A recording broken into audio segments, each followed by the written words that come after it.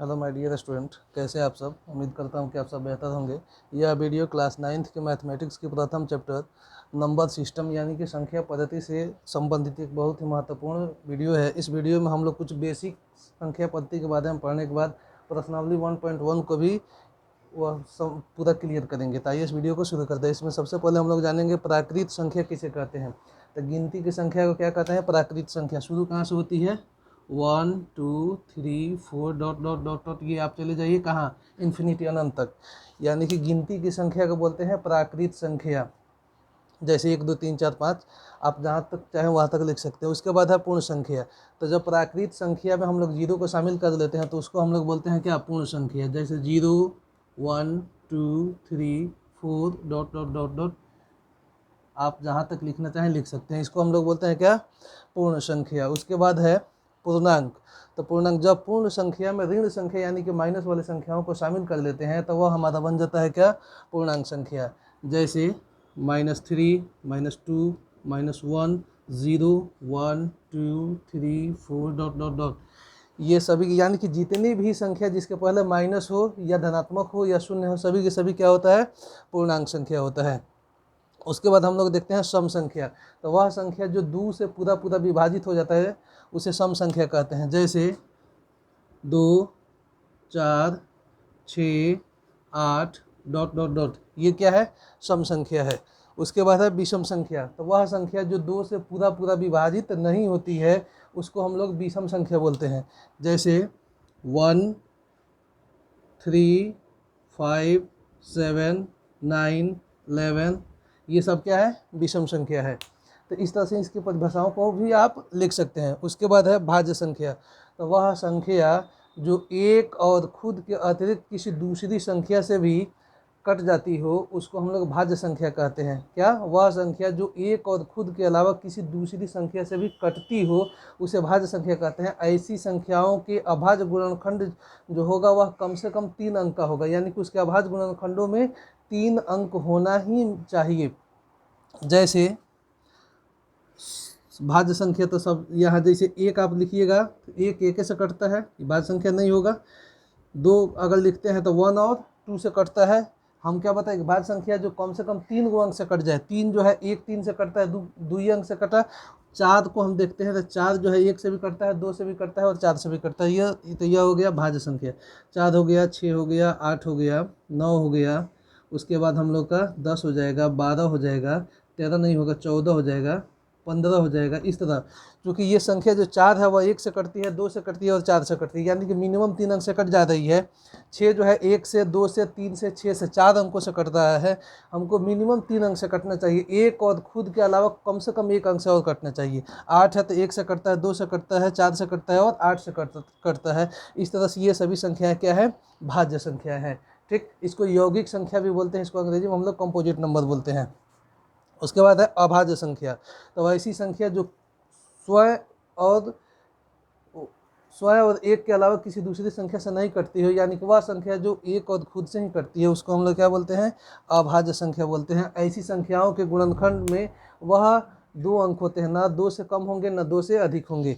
जैसे 2 2 1 और 2 से कटता है, 3 1 और 3 से कटता है, 5 1 और 5 से कटता है। उसके बाद 7 1 और 7 से कटता है। 9 नहीं होगा क्योंकि 9 जो है 1 से भी कटता है, 3 से भी कटता है और 9 से भी कटता है।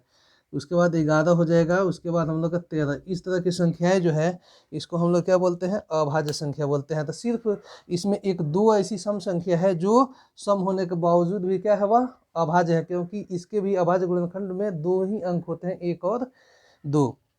तो ये हो गया अभाज्य संख्या। उसके बाद हम लोग देखते हैं सह अभाज्य संख्या। तो ऐसी 2 संख्याएं जिसके अभाज्य गुणनखंडों में एक के छोड़ के कोई दूसरा उभयनिष्ठ कॉमन नहीं आए उसको हम लोग बोलते हैं क्या? सह अभाज्य। जैसे 4 और 5 ले लें तो 4 का गुणनखंड, 4 का क्या होगा? 4 का गुणनखंड जो होता है 1 2 और 4 कटता है। 5 जो है 1 और 5 से कटेगा। तो इसमें कॉमन जो है एक के छोड़ के कुछ दूसरा नहीं आने वाला है। जैसे आप 7 ले लें और 7 1 गुने 7, 11 ले लीजिए 1 गुने 11, ऐसी संख्याओं में एक के छोड़ के दूसरा कुछ कॉमन फैक्टर नहीं होता है, तो ऐसी दो संख्याओं को हम लोग, दो या दो से अधिक भी हो सकता है, इसको हम लोग बोलेंगे क्या, सह अभाज्य संख्या। तो आप समझ गए इसका परिभाषा कैसे लिख सकते हैं। तो ऐसी दो संख्याएं जिसके अभाज्य गुणनखंडों में एक के छोड़कर कोई दूसरा उभयनिष्ठ गुणनखंड नहीं होता है, उसे सह अभाज्य संख्या कहते हैं। कोई भी दो क्रमागत संख्या ले लीजिए, लगातार दो संख्या, जैसे 2 3 5 6 7 8 नहीं 10 11, इस तरह जो भी दो क्रमागत संख्या वो सभी की सभी दो क्रमागत का किसी भी क्रम का वह सहअभाज्य ही होंगी। तो ये जरूरी नहीं है कि क्रमागत ही हो, गुणनखंड में होना चाहिए कि उसके गुणनखंड में एक के छोड़कर कोई दूसरा कॉमन गुणनखंड नहीं है, तो उसको हम लोग बोलते हैं सहअभाज्य। उसके बाद आगे हम लोग नेक्स्ट देखेंगे परिमेय संख्या। तो परिमेय संख्या के बारे में आप जानते हैं कि वह संख्या जिसको p बटा q के रूप में लिखा जा सके उसको क्या बोलते हैं, परिमेय संख्या। वह संख्या जिसको p बटा q के रूप में लिखा जा सकता है उसे परिमेय संख्या बोलते हैं। जहाँ p और q दोनों क्या हो, पूर्णांक हो, यानी कि p बटा q के रूप में लिख सके, जहाँ p और q क्या होना चाहिए, पूर्णांक होना चाहिए, और q नॉट इक्वल टू 0। ठीक है, यानी कि ऐसी संख्याएं जो जिसको हम लोग अंश और हर के रूप में लिख सके, जहाँ हर जो है कभी भी 0 नहीं हो और अंश और हर हमेशा पूर्णांक संख्या हो, तो उसको हम लोग क्या बोलेंगे, परिमेय संख्या। जैसे 2/3, 0/4, -3/2, 7/-5, इस तरह, या 2 लिख सकते हैं, -5 भी लिख सकते हैं, चूंकि इसके नीचे हम लोग कुछ नहीं है तो क्या लिख सकते हैं, 1 लिख सकते हैं। तो इस तरह की संख्या क्या होती है, परिमेय संख्या होती है। उसके बाद है अपरिमेय संख्या। तो इसकी विपरीत हो जाएगा वह संख्या जिसको हम लोग p बटा q के रूप में नहीं लिख सकते हो, उसको अपरिमेय संख्या कहते हैं। इसमें p और q दोनों, वहाँ जो है दोनों पूर्णांक नहीं होता है, तो अपरिमेय संख्या उसे कहेंगे। यानी कि वह संख्या जिसको p बटा q के रूप में नहीं लिखा जा सकता उसको क्या बोलते हैं, अपरिमेय संख्या बोलते हैं। जैसे √3, √2 प्लस √7, 2/√7, √5/3, यानी कि इसमें आप देख रहे हैं कि ये जो दो है उसका वह रूट अंडर है, रूट का मान होता है 1/2, यानी कि ये जो है 2 3 या √7 या √2 या √5 यह पूर्णांक संख्या नहीं होता है। इसलिए इन संख्याओं को हम p बटा q के रूप में, यानी कि p और q के इसके क्राइटेरिया को ये फुलफिल नहीं करता है। यहाँ क्या कह रहा है कि p और q दोनों पूर्णांक होना चाहिए, जबकि रूट के अंदर की वैसी संख्या जिसका पूरा वर्गमूल नहीं होता है वह पूर्णांक नहीं होता है। तो ये सारे हो गए अपरिमेय संख्या। उसके बाद लास्ट हमारा है वास्तविक संख्या। तो वास्तविक संख्या किसे कहेंगे, तो वह संख्या या ऐसे भी बोल सकते हैं कि परिमेय और अपरिमेय संख्या के संग्रह को क्या बोलते हैं, वास्तविक संख्या। यानी कि जितनी भी परिमेय संख्याएं हैं और जितनी भी अपरिमेय संख्याएं हैं उसके समूह को क्या बोलेंगे, वास्तविक संख्या। यानी कि ऊपर जितना हम लोग लिखे हैं A to Z वह सब कुछ किसके क्षेत्र में आएगा, वास्तविक संख्या के क्षेत्र में। यानी कि संख्या से संबंधित 10th स्टैंडर्ड तक आप जितने भी जो कुछ भी पढ़ते हैं वह सब का सब क्या होता है, वास्तविक संख्या होता है। तो आप इसमें से, आप चाहे तो सब में से कहोगे 2 2 को लिख लीजिएगा, तो ये भी वास्तविक संख्या का उदाहरण हो जाएगा। जैसे 2 4 6 या -2 -3 या 2/3 5/7 10/11 या √3/2 या √2 + 5 या 1/√5 या केवल √11, ये सारे के सारे क्या हो जाएंगे, वास्तविक संख्या हो जाएंगे। एक और मैं आपको बता देना चाहता हूँ, एक होता है विशिष्ट संख्या। क्या, विशिष्ट संख्या।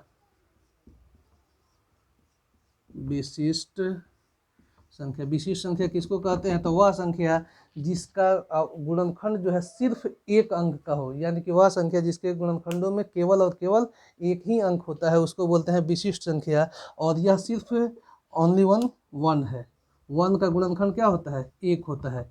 तो 1 जो है वह विशिष्ट संख्या है। आपसे पूछा जाए कि एक भाज्य संख्या है कि अभाज्य संख्या है, तो 1 ना तो भाज्य संख्या और ना ही अभाज्य संख्या, क्योंकि भाज्य संख्या होने के लिए उसके गुणनखंडों में 3 से मिनिमम जो है वह, यानी कि 2 से अधिक अंक होना चाहिए, और किसके अभाज्य संख्या होने के लिए उसके गुणनखंड में कम से कम 2 अंक होना चाहिए। भाज्य के लिए 2 से अधिक होना चाहिए और अभाज्य के लिए गुणनखंडों में कम से कम 2 अंक होना चाहिए। तो 1 के गुणनखंड में ओनली 1, केवल एक ही अंक होता है, इसलिए यह 1 न तो भाज्य है और न ही अभाज्य है, अर्थात ये क्या है, विशिष्ट संख्या है। तो ये संख्या पद्धति से संबंधित 9th क्लास के स्टैंडर्ड में जितना हम लोग को पढ़ना है वह हम लोग जो है इसमें इतना कवर कर लिया। आप इसका एक स्क्रीनशॉट लेके और जो जिस तरह से हम बताएं उसको आप डेफिनेशन इसका लिख भी सकते हैं। इसके बाद हम लोग प्रश्नावली 1.1 को सॉल्व करेंगे। जल्दी से इसका आप लोग स्क्रीनशॉट एक ले लीजिए। डियर स्टूडेंट, यहाँ हम लोग प्रश्नावली 9th के मैथ के प्रथम चैप्टर के प्रश्नावली 1.1 के जो 3 क्वेश्चन दिया है वो तीनों को सॉल्व करेंगे। और सबसे पहला क्वेश्चन है, कह रहा है कि क्या शून्य एक परिमेय संख्या है, क्या आप इसे p/q के रूप में लिख सकते हैं जहाँ p और q दोनों पूर्णांक है। तो अभी आपको थोड़ा देर पहले हम बताए थे परिमेय संख्या की जिस संख्या को हम लोग p/q यानी कि अंश और हर के रूप में लिख सकें और दोनों जहाँ पूर्णांक हो और नीचे जीरो अर्थात q जो है जीरो नहीं हो तो वह सभी संख्या परिमेय संख्या हो सकता है। तो इस हिसाब से हम लोग जीरो को, आप बताइए, जीरो का आप 0/1 लिख सकते हैं, 0/2 भी लिख सकते हैं, 0/-3 भी लिख सकते हैं, यानी कि जीरो ऊपर नीचे कोई भी पूर्णांक लिख सकते हैं। हमको शर्त यही है कि नीचे जीरो नहीं होना चाहिए। तो इसके हिसाब से हमारा p/q, जहाँ ये p/q हो गया और p और q दोनों यानी कि पूर्णांक, जीरो भी पूर्णांक है, एक भी पूर्णांक है, जीरो भी पूर्णांक, दो भी पूर्णांक, जीरो भी पूर्णांक, -3 भी पूर्णांक है। इसके हिसाब से हमारा जो परिमेय संख्या का जो क्राइटेरिया है उसका ये फुलफिल करता है। इसलिए हम कह सकते हैं कि हाँ, शून्य एक परिमेय संख्या है। लिख सकते हैं कि हाँ, शून्य एक परिमेय संख्या है और हम इसे p/q के रूप में लिख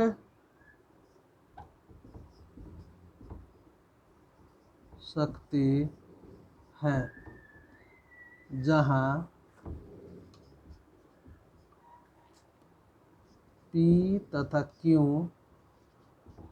दोनों क्या होगा, पूर्णांक है और q नॉट इक्वल टू 0 है। जैसे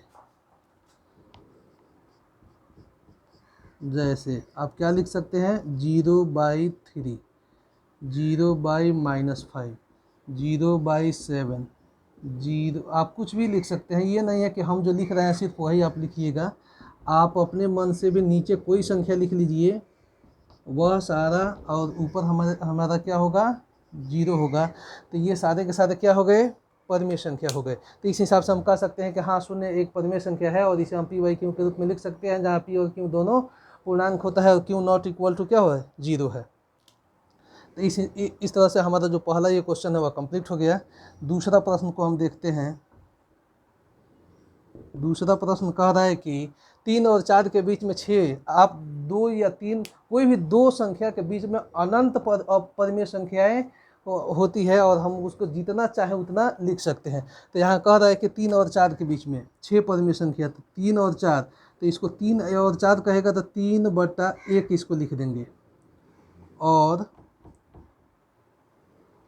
4 है तो 4 को आप लिख सकते हैं 4/1। अब कह रहा है कि इसके बीच जो है, यानी कि हमको कै गो परिमेय संख्या, 6 को लिखना है, तो 6 से 1 बढ़ा देंगे। क्या बढ़ा देंगे, 6 से 1 बढ़ा देंगे। तो हम यहाँ लिख सकते हैं क्या, 6 से 1 बढ़ा के क्या करेंगे, 7, 7 से नीचे ऊपर इसका क्या करेंगे, गुना कर देंगे, 7 यहाँ भी, 7 यहाँ भी। अंश और हर में सेम संख्या से गुना भागा जोड़ घटाव कुछ भी कर सकते हैं अपनी ज़रूरत के हिसाब से। तो यानी कि हम लिख सकते हैं कि 3 बराबर 7 का 21/7 और 7 4 बराबर क्या आ रहा है, 7 चौका 28/7 के बीच कितनी, 6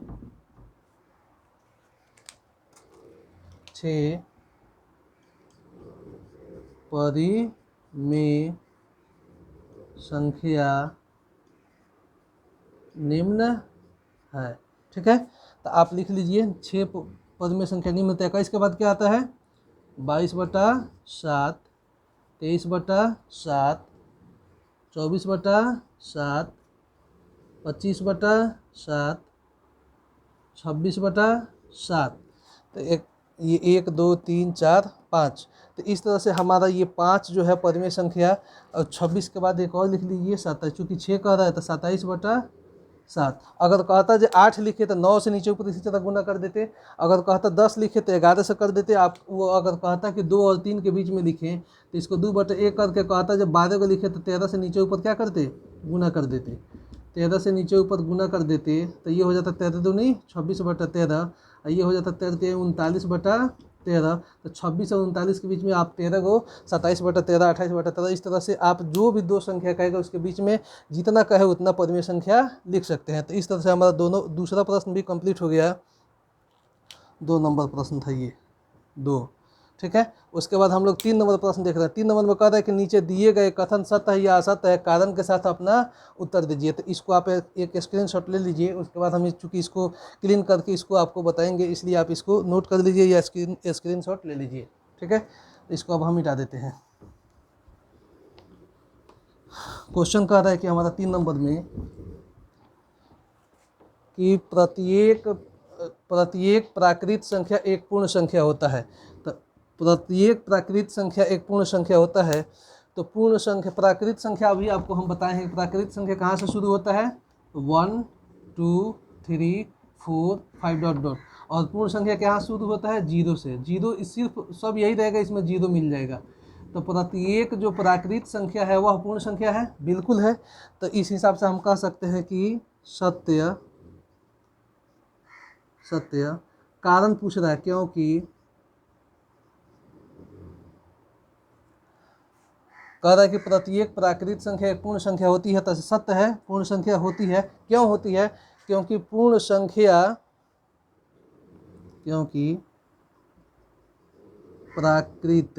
संख्या में 0 के शामिल होने से ही पूर्ण संख्या बनती है। यानी कि सभी प्राकृत संख्या ही होती है, उसमें सिर्फ 0 एक बढ़ जाता है तो वह पूर्ण संख्या हो जाती है। इस हिसाब से हम कह सकते हैं सभी जो पूर्ण संख्या है वह प्राकृत संख्या होती है। 2 नंबर, प्रत्येक पूर्णांक एक पूर्ण संख्या होती है। प्रत्येक पूर्णांक जो है वह प्रत्येक पूर्णांक एक पूर्ण संख्या होती है। तो प्रत्येक पूर्णांक, देखिए यहाँ पूर्णांक अभी आपको बताया था कि पूर्णांक में ऋण संख्या भी होती है, ऋण संख्या भी होती है। ये हो गया हमारा पूर्णांक। तो ये अब यहाँ क्वेश्चन कर रहा है कि प्रत्येक जो पूर्णांक है वह पूर्ण संख्या होती है। बताइए ये माइनस वाला संख्या कहीं पूर्णांक, ये तो पूर्णांक संख्या है माइनस वाली संख्या, लेकिन वह पूर्ण संख्या इसमें है कहीं, इसमें नहीं है। यानी कि माइनस वाली ऋण संख्या जो है वह पूर्ण संख्या नहीं होती है। यहाँ हमारा कह रहा है कि प्रत्येक पूर्णांक जो है एक पूर्ण संख्या होती है, तो गलत है। तो इस हिसाब से हम कह सकते हैं कि असत्य है, असत्य। क्यों, क्योंकि कोई भी ऋण संख्या पूर्ण संख्या नहीं होती है। लिख सकते हैं कारण में, क्यों कि ऋण संख्या पूर्ण संख्या नहीं होती है, ठीक है। इस तरह से आप बहुत ही आसानी से इसको बना लीजिएगा। लास्ट कह रहा है कि प्रत्येक परिमेय संख्या एक पूर्ण संख्या होती है। प्रत्येक परिमेय संख्या, अब आपको बताया गया कि परिमेय संख्या जिसको अंश और हर के रूप में लिखा जा सके उसको हम लोग क्या बोलते हैं, जिसको अंश और हर के रूप में लिखा जा सके उसको बोला जाता है क्या, परिमेय संख्या। तो यहाँ पर हम लोग कह रहा है कि प्रत्येक परिमेय संख्या एक पूर्ण संख्या होती है। तो यहाँ जैसे ये 4/2 लिख दिए तो ये परिमेय संख्या है, ठीक है। -8/4 लिख दीजिए, परिमेय संख्या है।